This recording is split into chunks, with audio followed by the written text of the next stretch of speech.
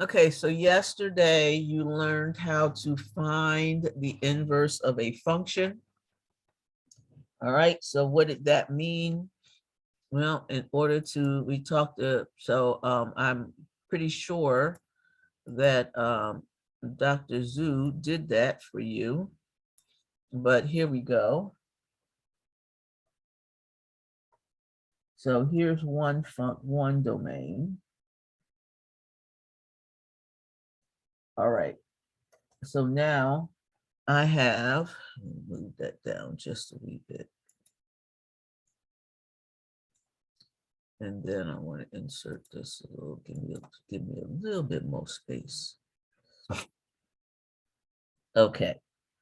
All right, so here we have some value A. So I'm going to pick some little A right here. And then over here is f of A. And so we know that the function f takes A to f of A. And then there's another function f inverse. And we know that f inverse takes f of x, f of A, back to A. All right. And you learned how to find the inverse function yesterday. Today, we want to learn how to find the derivative of the inverse function. So as you can see, we're going to calculate the derivative of the inverse function and recognize how to find derivative of the inverse trig functions. Okay, so there's a theorem that says if a function f of x is differentiable, that just means the derivative exists at every point of an interval I. So my interval I are all the points that are over here in this domain of f. So this is domain of f. And this is the range of f. But you know what? This is actually the domain of the inverse function, because the inverse function starts over here and it goes over here. So this is also the range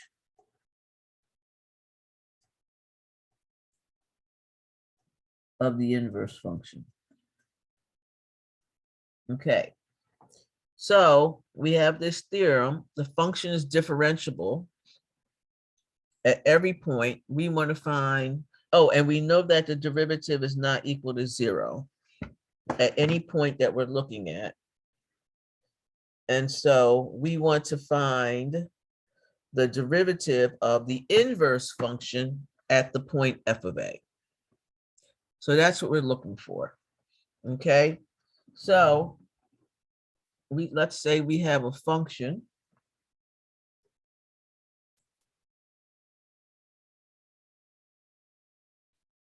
Okay, and here is f of x.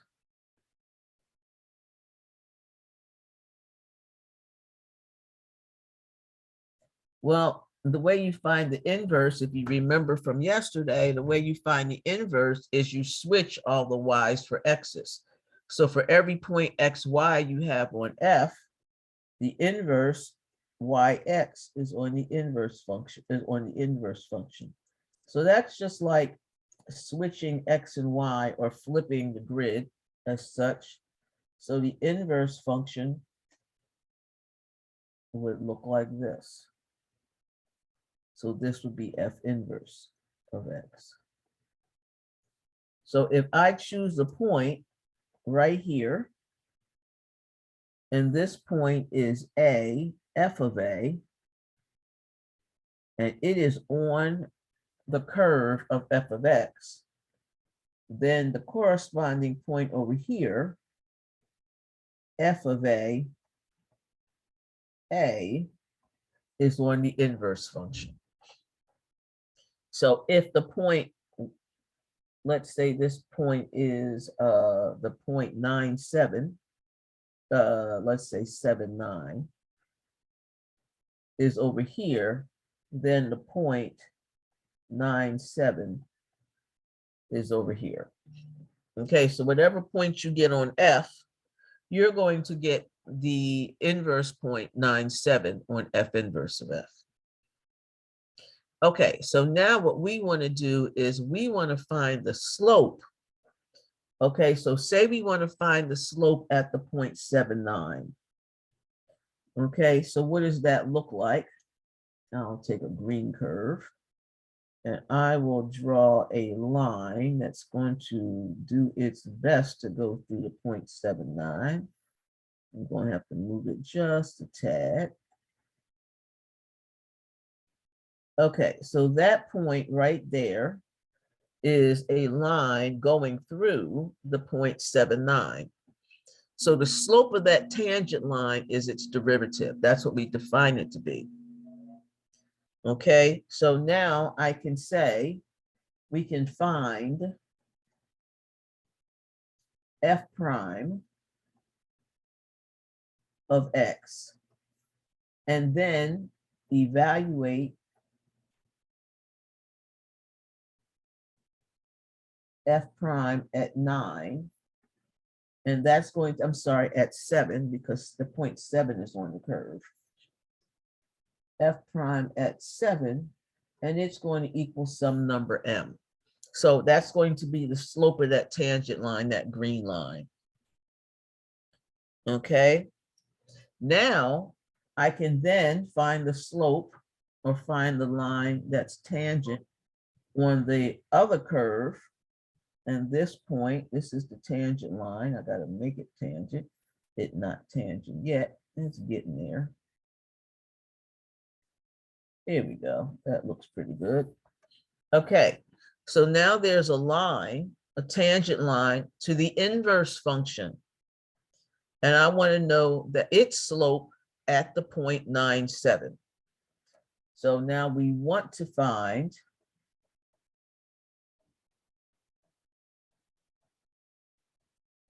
the derivative with respect to x of f inverse of 9, because the 0.9 is on the curve here. Notice this one has a 7 on the curve. So we evaluate it at f of 7. And then this one has 9 on the curve. So we want to find the derivative at 9. Well, guess what? That's easy. That's just 1 over m.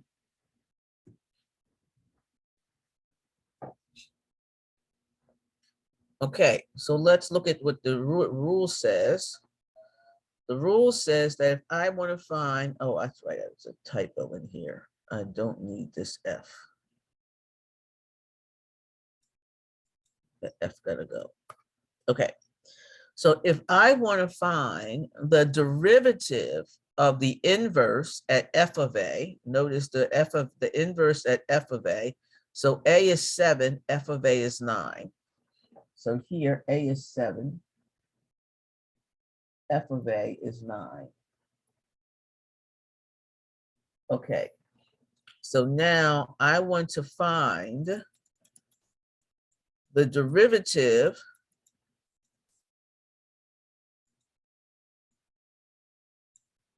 with respect to of f inverse at f of a, then all I need to do is find 1 over the derivative of f at a. So that's what we did. In order to find the derivative at f of a, which was 9, it's just 1 over whatever the derivative was at 7.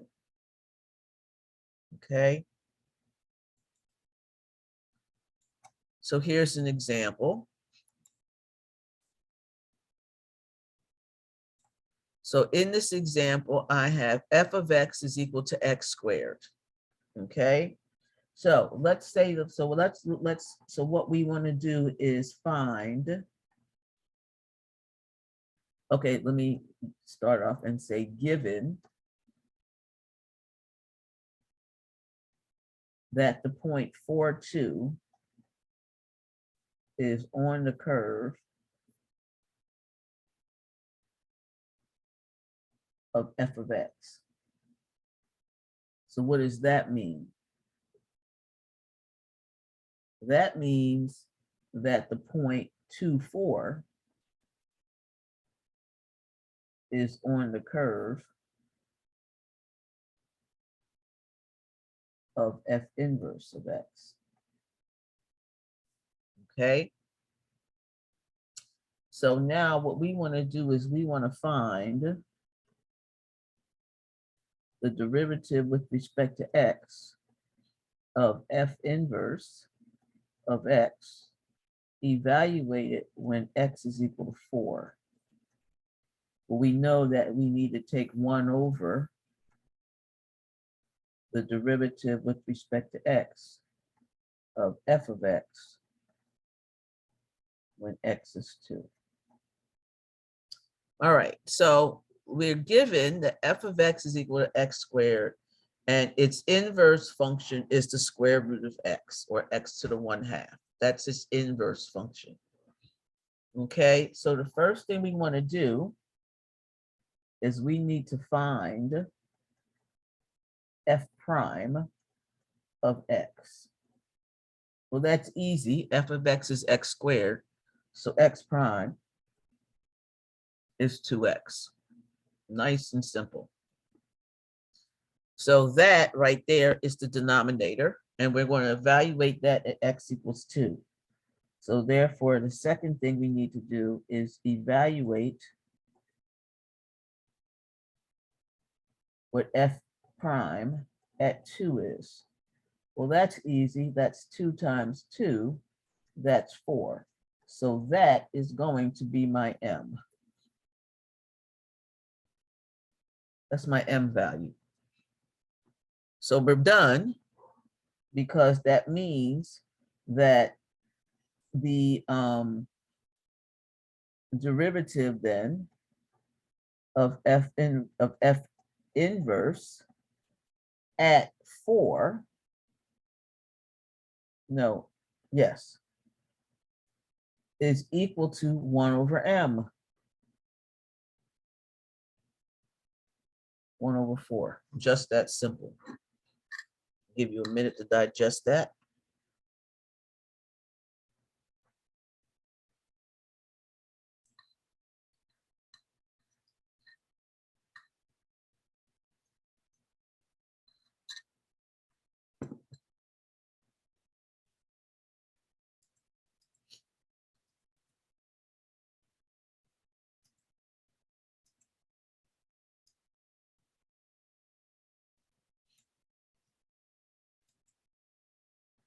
Okay. So, given that the point 1, 4 is on the curve of f of x equal to x to the 5th plus 3, then that's going to tell me, notice I'm not finding the inverse function. I'm not going to find it. But I know that the point 4, 1 is on the curve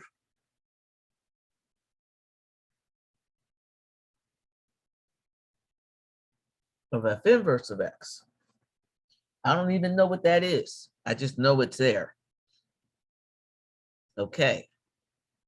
So our goal now is to find the derivative with respect to x of f inverse of x when x is 4. So I'm trying to find that. Well, the formula said that I need to, 1, find the original function, f prime of x.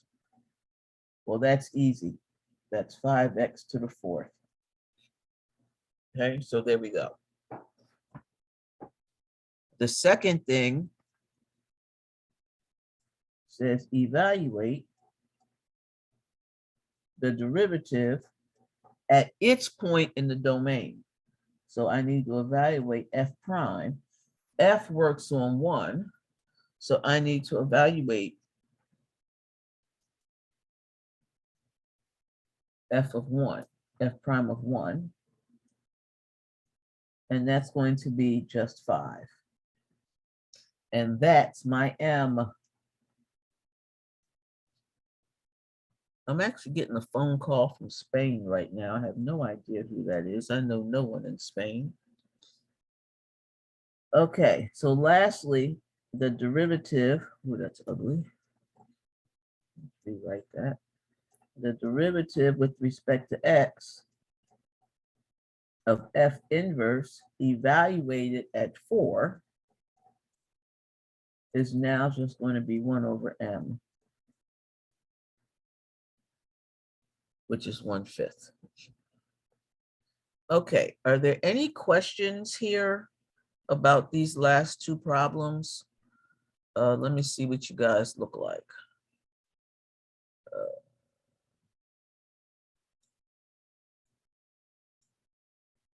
Okay. Some of you are still writing. I'll give you a minute to digest that before we move on, because we get ready to go into something more difficult.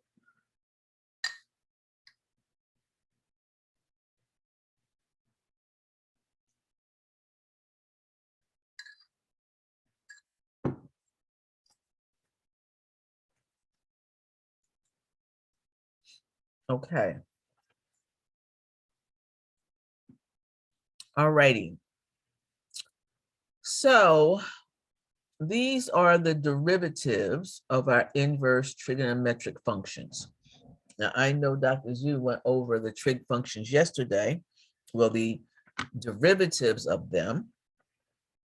So our inverse functions, if we know the sign of something, we can find the sine inverse of its value. And so sine inverse, tangent inverse, secant inverse. So the sine derivative of sine inverse is 1 over the square root of 1 minus x squared. The derivative of tan inverse is equal to 1 over x1 plus x squared.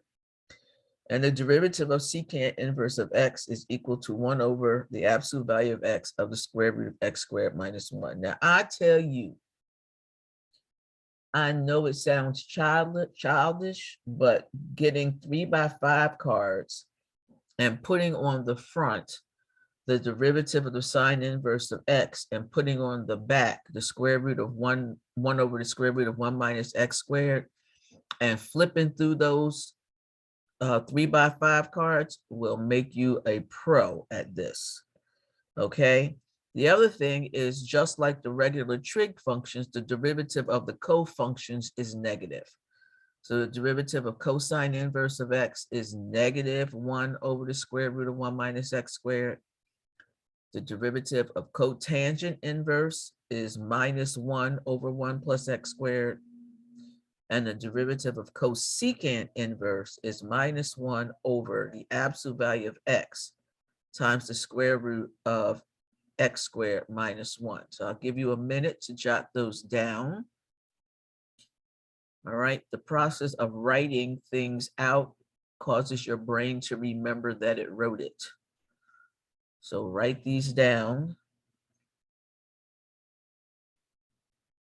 And then we're going to use them to solve some problems.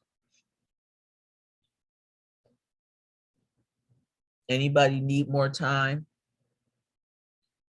Yeah. Okay, I'll give you a few more seconds. I don't want to rush anybody.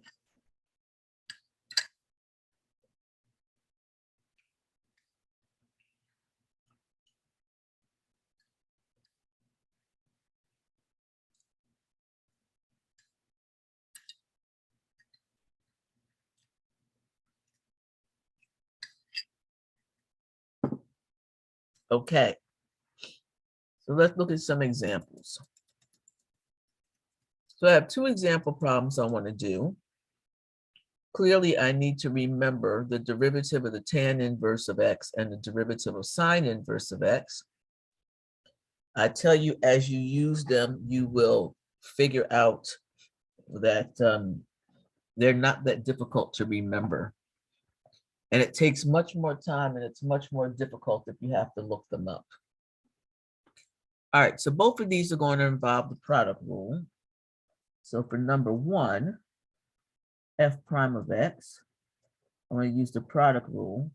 So that's the derivative of the first, which is 3x squared, times the second, which is the tan inverse of x, plus the first, which is x cubed, times the derivative of the second, which is 1 over 1 plus x squared. So this answer becomes 3x squared, the tan inverse of x, plus x cubed over 1 plus x squared. Okay, straightforward. Any questions about that? Any difficulty with that? Okay, this was the key thing right here. The key thing was this. That was the difficulty. That was the derivative of the tan inverse. So that was the only difficult part of the problem. Everything else was basic calc 1. Okay. All right, let's do number 2. So the derivative f prime of x, the derivative of sine is cosine x times the sine inverse of x, plus the first, which is sine of x, times the derivative of the sine inverse, and that's 1 over the square root of 1 minus x squared. Okay. So this is the cosine of x, the sine inverse of x, plus the sine of x over the square root. Oh, that's awful.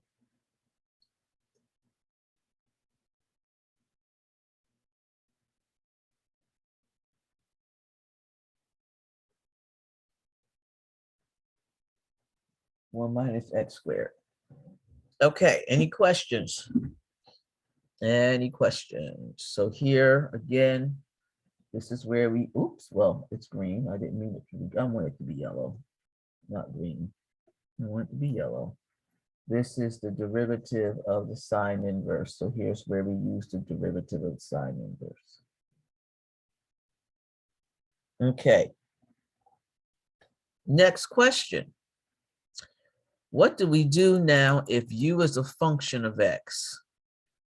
So if u is a function of x, we invoke the chain rule. So I'm going to ask before I start, does anybody need a refresher on the chain rule? Yes, I do. Okay.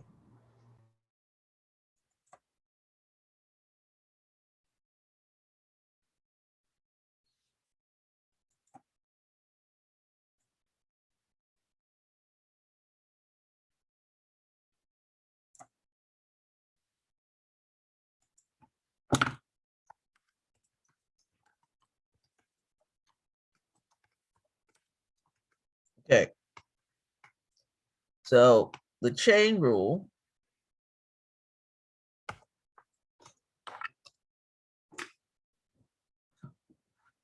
is, we want to assume that y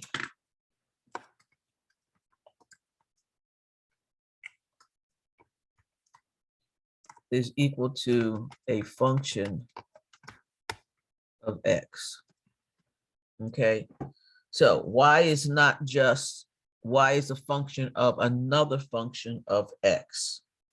Okay, then in order to find dy dx,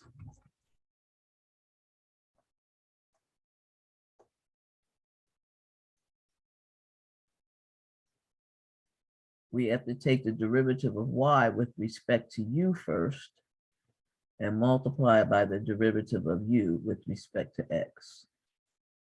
Okay, so let's see if we can do this. So let's say y is equal to the cosine of 3x cubed minus 2. Okay. Then we are going to identify the thing on the inside. So we're going to let u be the thing on the inside. So u is going to be 3x cubed minus 2. So that's my u. So then if that's the case, then y then becomes the cosine of u, because that's what u is. So u is the thing on the inside, the 3x cubed minus 2, and y is the cosine of u. All righty. So I need to find dy du. So what is the derivative of y with respect to u? In other words, what is the derivative of cosine u?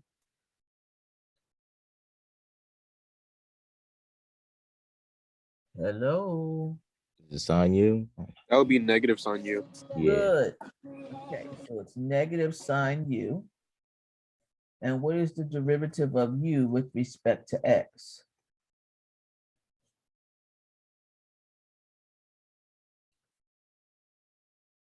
Anyone?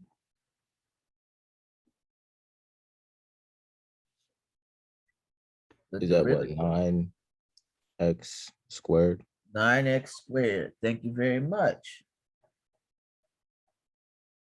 All righty. So now we're going to put it together.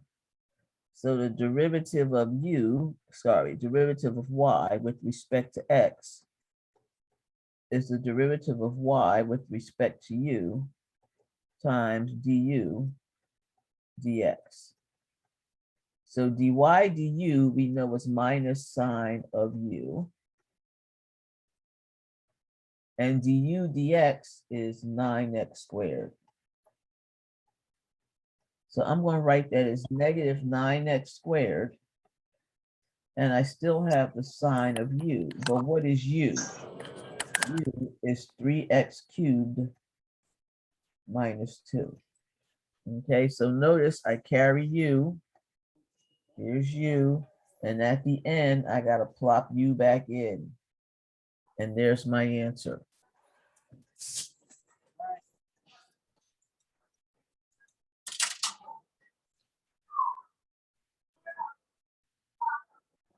Okay, how about another one? Everybody good, or we need to do another one?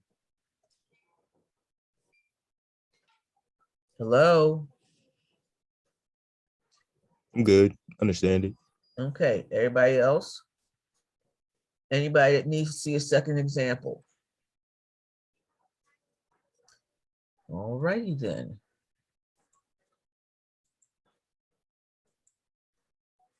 Okay. All right, so when we want to do, I will do a second example. No, I won't. I'm going to do this one right here. Okay. So we're going to do the same thing with these examples. So for number 1, my f of x is the sine inverse of x squared plus 6. Now, what I need to remember is that the derivative with respect to x of the sine inverse of u is the same as the other one, except I have a u in its place. So I'm going to have a 1 over the square root of 1 minus u squared. So that is the derivative. So we already know that the derivative, this is supposed to be u, my apologies.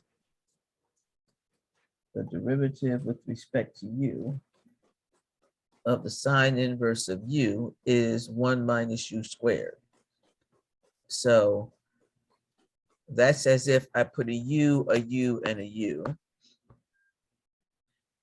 But why does this say, this is, but you said the derivative with respect to u of the sine inverse of u is 1 minus u squared. But up here, you have the derivative with respect to x. Oh, that's because that's the derivative with respect to x, not u. So that's why we can't write it like that until we move forward.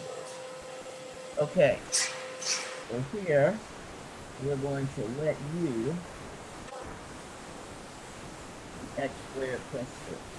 So that is our u.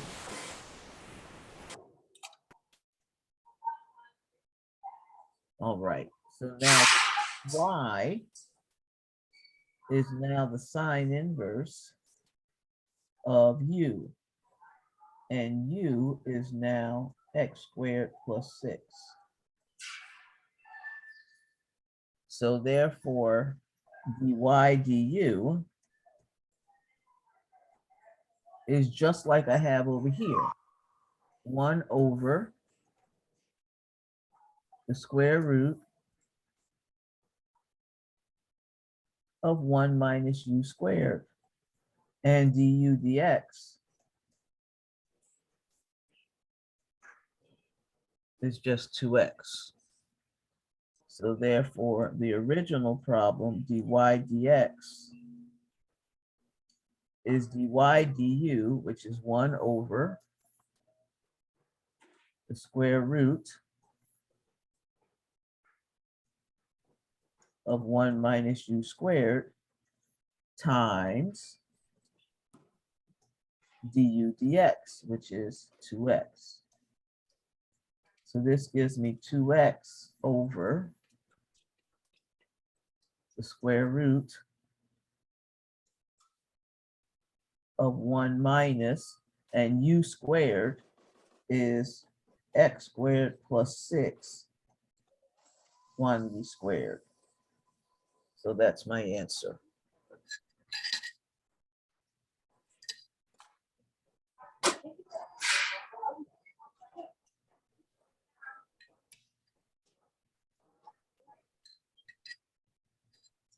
Any questions?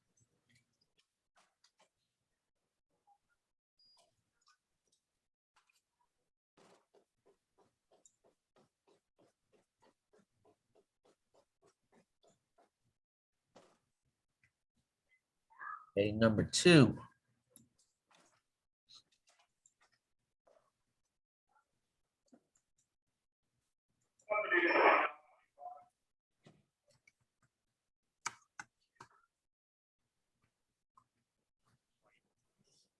Okay.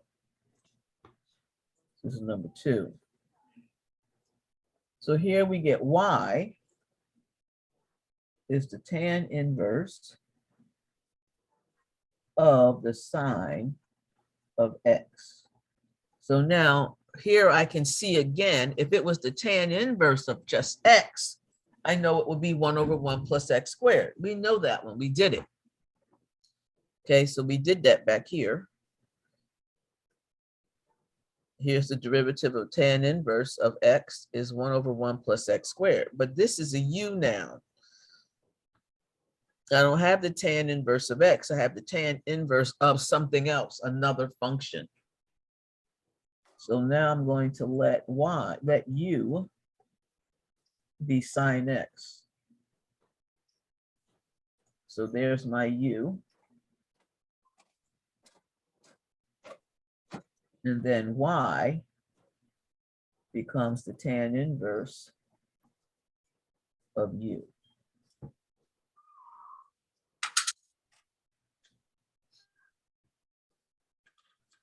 So now I can do dy dx is dy du times du dx. All right, so what is dy du? Dy du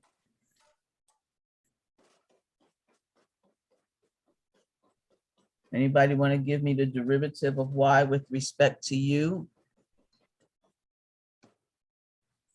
It's the derivative of the tan inverse function, but it has a u in it instead of an x. Is it 1 over 1 plus u squared? That is perfect. Thank you very much.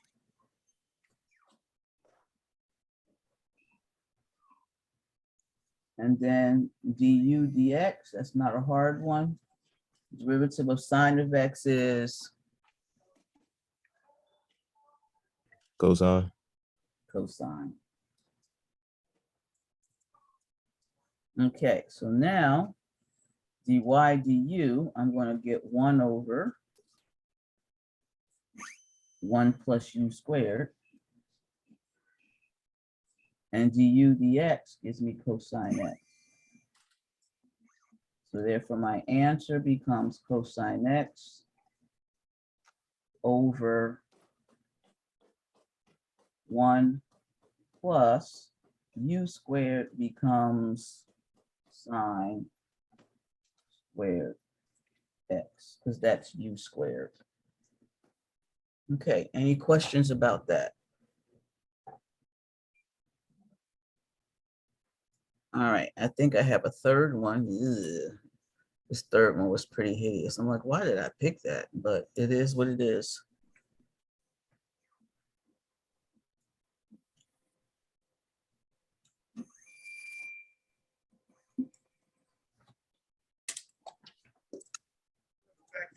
This is number 3.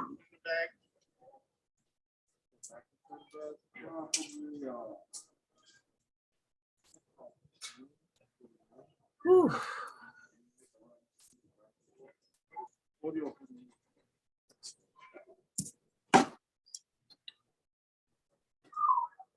Okay. So this one, I need a quotient rule. All right. So I have cute little things to help me remember the quotient rule. Anybody have something to help them remember the quotient rule? A formula, a saying, a jingle. Is it something like high D low, low D high or something? Exactly. Mm-hmm. Okay.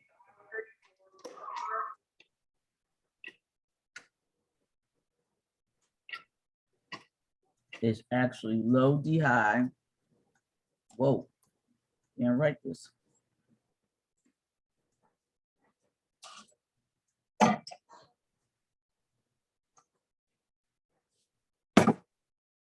Minus high.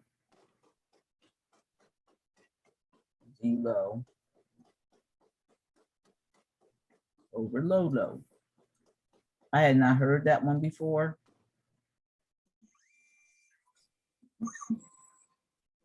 But it works. Okay.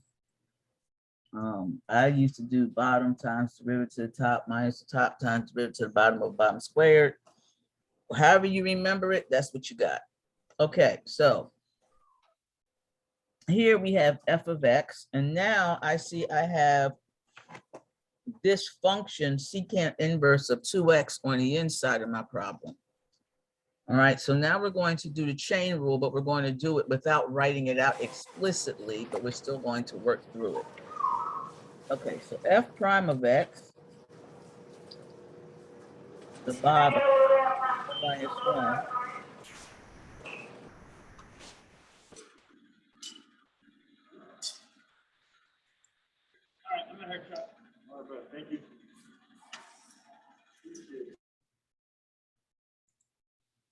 Okay, so x cubed minus 1 times the derivative with respect to x of the secant inverse of 2x minus the top times the derivative of the bottom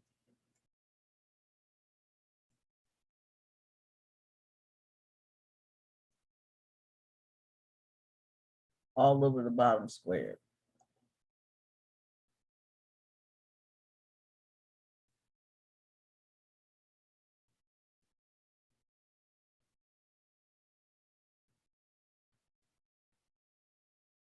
Okay, so as you can see, we still have this to deal with.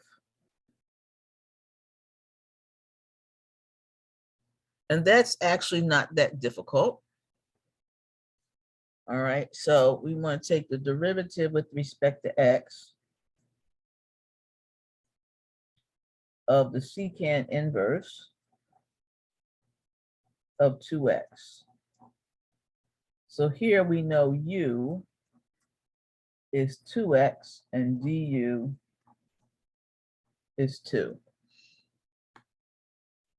So now I just need to take the derivative of the secant inverse of u. So y is the secant inverse of u. So now I just need to take the derivative of that.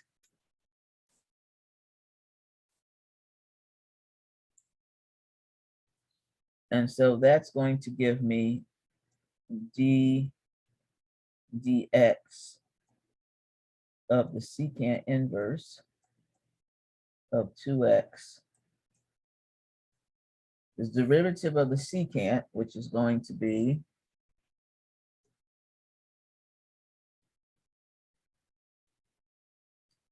one over, my one disappeared. Oh, go back and chop some of this off. Okay. The absolute value of u times the square root of u squared minus 1. And then I still have to multiply by du dx, which is 2.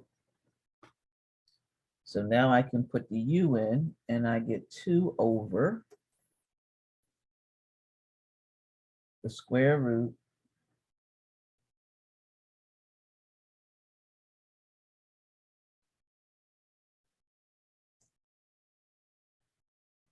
the absolute value of 2x times 2x squared minus 1. And when all is said and done, I can divide out the 2, and then I just get the square root.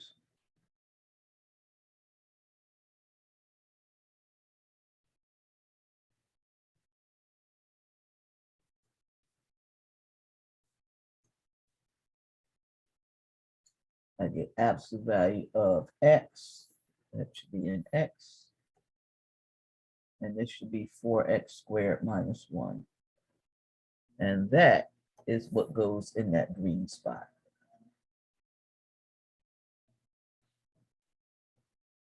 So my final answer is f prime of x is not cubed.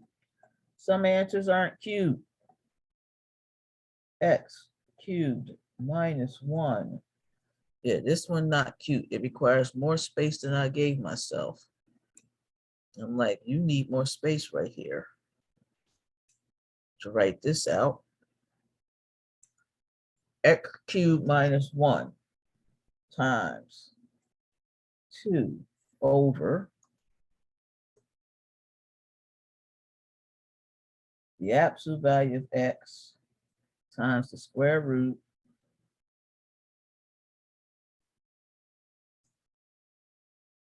of 4x squared minus 1 minus 3x squared times the secant inverse of 2x, and that whole thing is over x cubed minus 1 squared. Okay, low d high minus high d low over low low. There we go. That's it.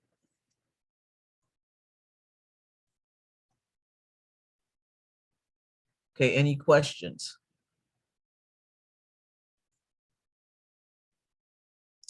All righty. So now, before we have a review of the last 2 sections. So here's the first problem.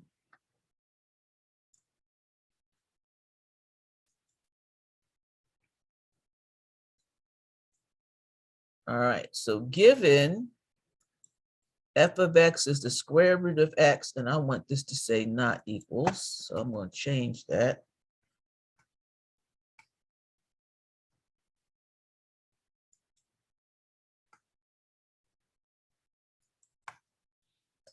I want x to not equal 9.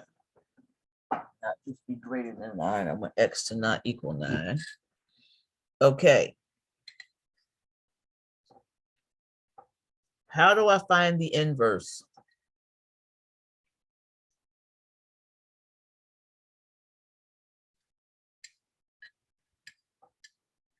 switch to X and Y. All right. Awesome.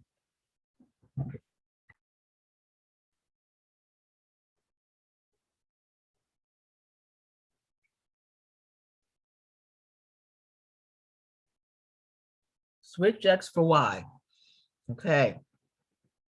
So that's going to give me, we start off with Y is equal to the square root of X over the square root of X minus 3. So we're going to switch them.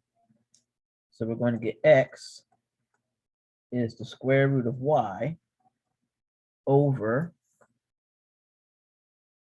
the square root of Y minus 3. Okay, now comes the key part. Solve for Y. I'll give you a few minutes to do that. Brush up a little bit on your algebra. Solve for Y.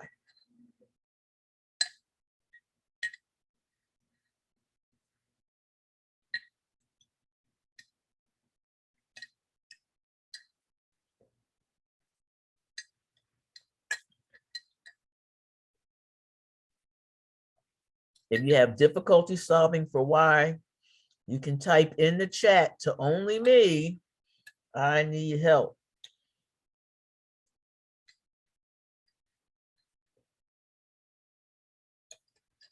Nobody else will see it.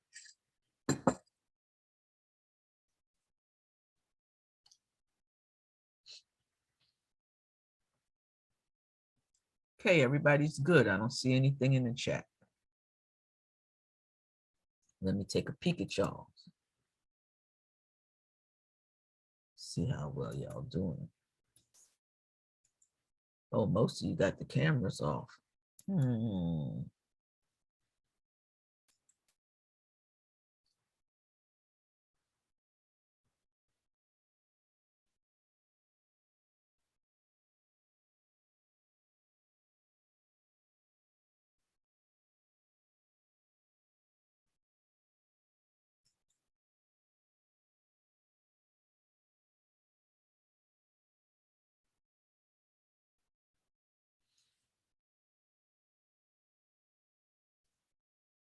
Okay, anybody got a formula for me yet for what Y looks like?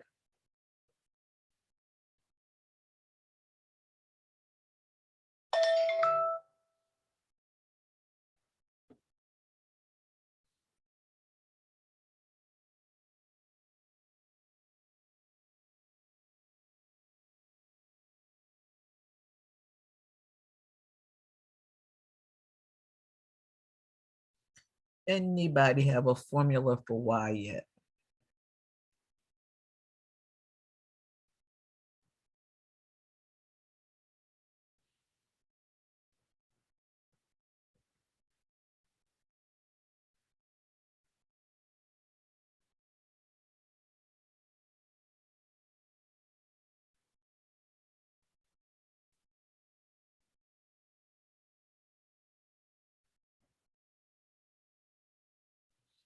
Okay, nobody typed in the chat, but nobody has an answer. I'm a little confused.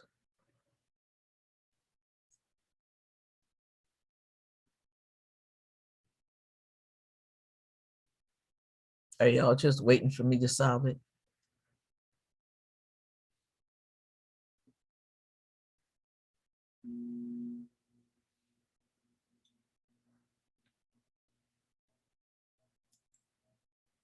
Still working. Okay. Thank you, Rodney.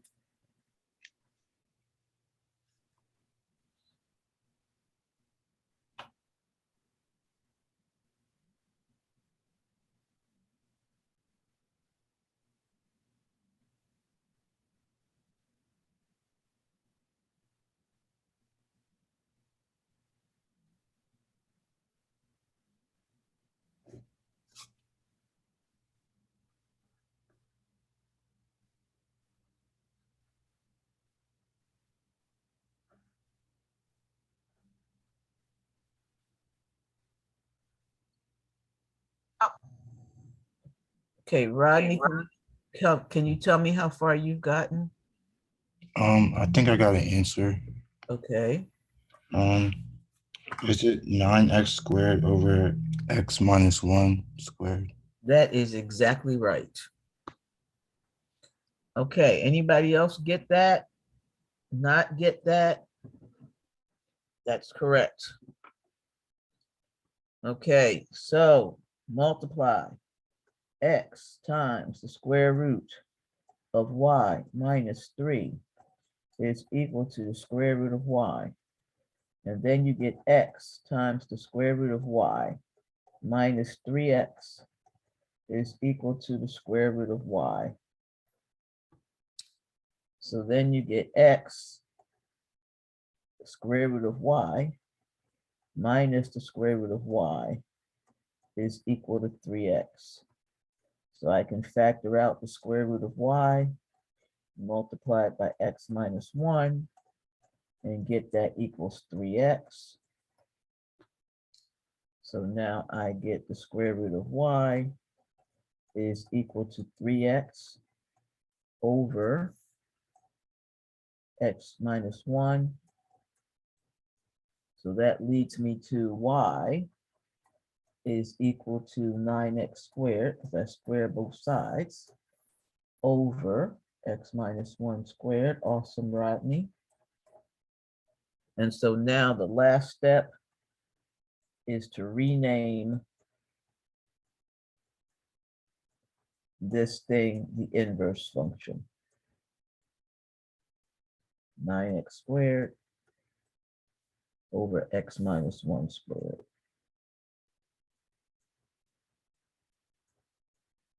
Okay, the second thing says, oh, we have to find the domain and range of f inverse of x.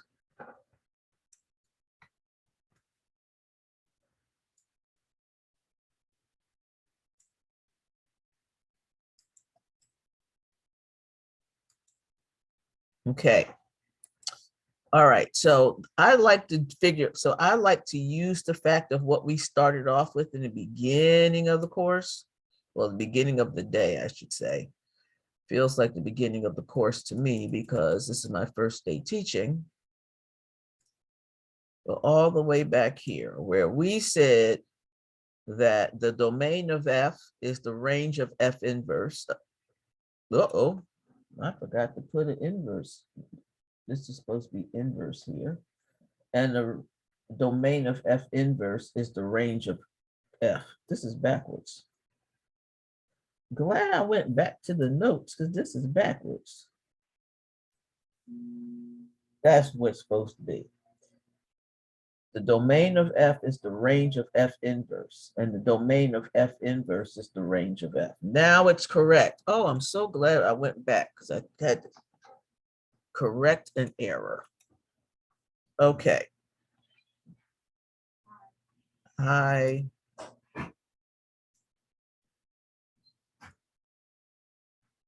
Okay, I'm trying to figure out where I am. It does. Okay. All right, so let's look at this thing here. This is actually pretty easy. So f of x was the square root of x over the square root of x minus 3. So what was the domain of f?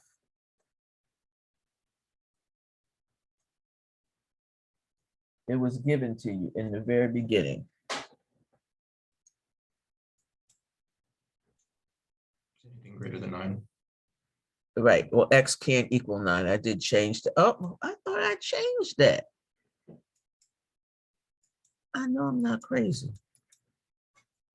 I can't, okay, somehow, I swear I changed that. I don't know why it didn't change. I thought I changed this to not equals. Okay. All right, that's right. Oh, I changed it here, not equals. Okay, I knew I changed it somewhere. All right, so it's not equal to 9. All right, so therefore the domain of f is the set of all x such that x is not equal to 9. So then that makes life really easy.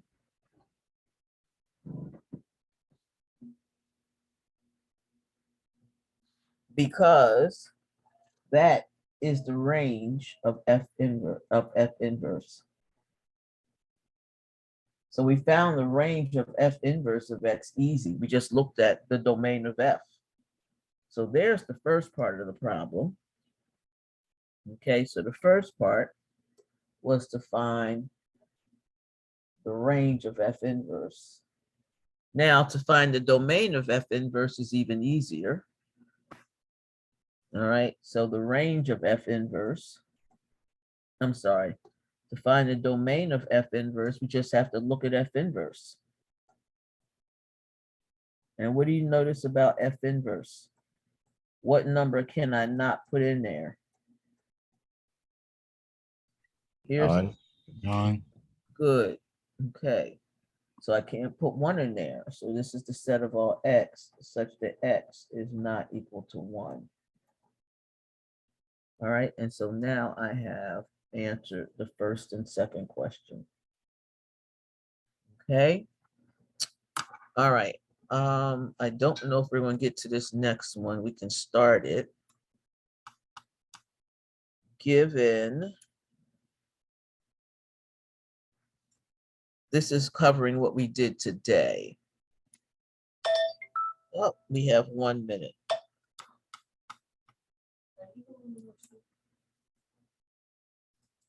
Probably not.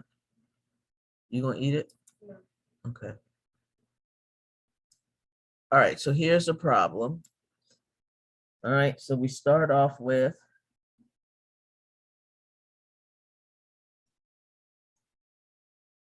and then we have another circle.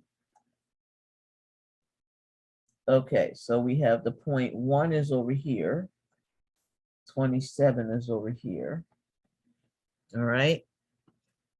And I know I can find f prime of 1 over here. That's easy. And then I know then that the derivative of f of x of the inverse function at 27 is just going to be 1 over f prime of 1. Okay. All right, so we have a cliffhanger because we are out of time. I will see you guys tomorrow at 1 o'clock. And we'll and you guys can finish this up. Have a good day. You too. Have a great day.